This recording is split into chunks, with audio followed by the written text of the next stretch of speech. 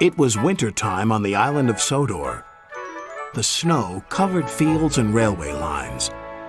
All the engines were hard at work, except Percy. "Come on, Percy. This is no time to have a rest." "I'm stuck," moaned Percy, "and my funnel's freezing up. Driver's gone for help." "Ha!" huffed Thomas, and went on his way. Later, Thomas had to help clear snow by a tunnel, but it was too deep, and he got stuck. Thomas was very cross. "Snow is nothing but trouble," he moaned. Rusty was close by. "Driver says this winter is as bad as the worst winter of all." "How worst?" asked Thomas. "I'll tell you," replied Rusty, and then the little engine did. Skarloey was working the line to the slate mine in the mountains. When the snow came, it was difficult to work. They used the snow as a double buffer zone to help stop cars skidding through the ravine. One day, Skarloey set off to the mines with some empty cars. Meanwhile, there was trouble at the mine. The winch that hauls the cars up and down wasn't working properly. Skarloey had reached the ravine. High above him were the mine yards. "That snow looks dangerous," said his driver. "The sound of your engine and the freight cars could cause an avalanche. I'll set off an emergency cap and see what happens." Skarloey watched as his driver prepared it. Then they ran over the cap. The bang echoed around the gorge. Nothing happened. "Good," said his driver. "All's well. We'll have a cup of cocoa and then make our way." But high above them, all was not well. A long line of full cars was about to be winched down the slope. They had just started their journey when some empty cars became derailed. The winch groaned. "Break it!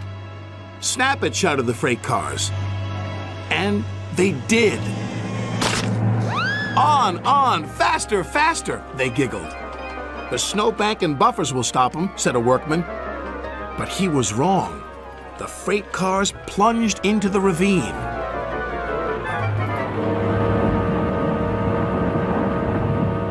Skarloey and his driver heard the noise and looked up. "Avalanche!" they cried.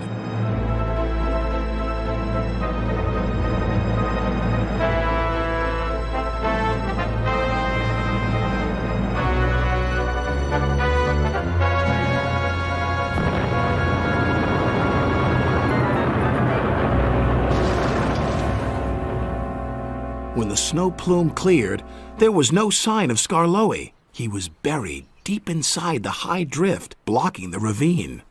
And then came the funny part. "What's the funny part about an avalanche?" asked Thomas. "Well..." No one knew that the heat from Skarloey's engine had helped to make an igloo. "It's a snowball. It's a snow house. It's an engine!" They cleared away the ice, only to find Skarloey's driver and fireman drinking cocoa as if nothing had happened. "Lucky for him, but it just goes to show you can't trust freight cars," said Thomas. "Or snow," said Rusty. The men had just cleared the snow away from him when Gordon puffed by with his machine. "Hey, look out! There's snow about!" He stopped by the tunnel and wheezed loudly. Then it happened. Oh no.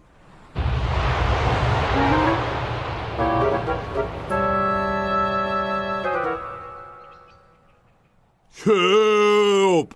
cried Gordon.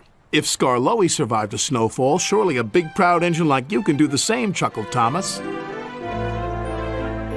"Paw!" moaned Gordon from within, and then fell as silent as the snow.